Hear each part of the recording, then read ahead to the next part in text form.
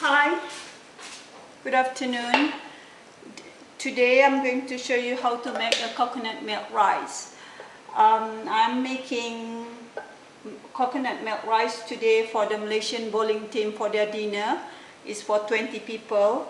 So what I'm using is that I use 6 cups of basmati rice, which I soak overnight because basmati rice is non-starchy. It's kind of like it's hard. Normally I would mix it with the jasmine rice, but because I found the right way how to cook to make the fluffy basmati rice, so for coconut milk rice I'm not mixing it with the jasmine rice. I just use pure 100% basmati rice. It's a long grain imported from India. So what I have here is 6 cups. I use coffee cups of basmati rice which soak overnight. I have 3 cans of coconut milk which I mix with 1 water each, so which is total 6 cans of liquid, 3 cans of coconut and 3 cans of water, which I boil it, simmer it for 10 minutes. I got cut red onion. I cut it nicely. And I don't know what you call this in English. In Malaysia, in our world, we call this daun pandan. We ate coconut milk rice for dinner, breakfast especially, and lunch. Those days, we wrap it in a banana leaf and we sell it for 50 cents by the coffee shop together, with all other stuff. This is another herb that I do not know what you call in English. In Malay word, we call it halba, to give you the kind of like a bittery taste a bit into some flavor into coconut milk rice.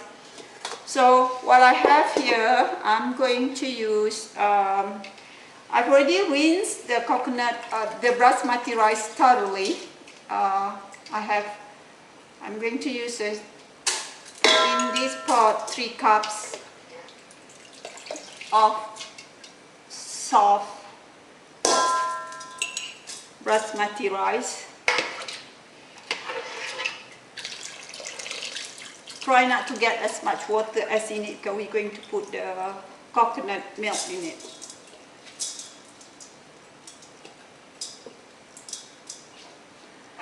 You can't put too much in one pot because it needs space so that the rice can expand and you get the fluffy rice. So I'm going to put the same amount, 3 cups of rice and 3 cups of hard boiled coconut milk, which I put salt and onion in it.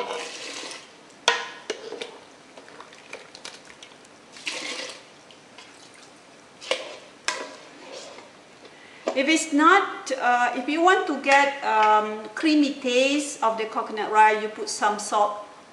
Just taste it whether it's okay or not. You just put the pandan leaf.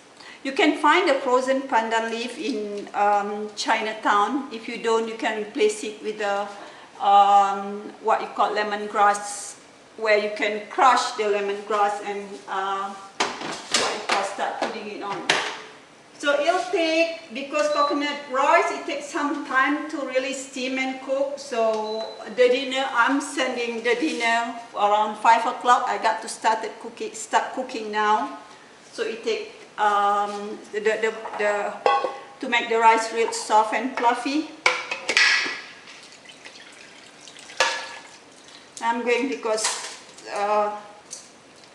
it'll take about 2 pots of rice to feed 20 Malaysian, because we all Malaysian, we love rice. They say that you can live without a husband, but you cannot live without a rice. That much we love rice. So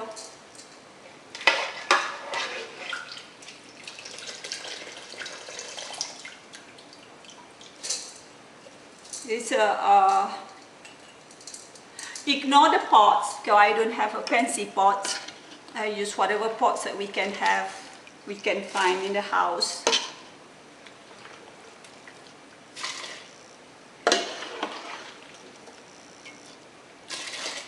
You're welcome to complain about the pots.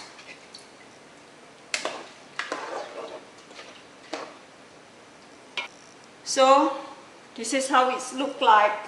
I'm going to put some what you call a bit more onion in this and some of this halibut.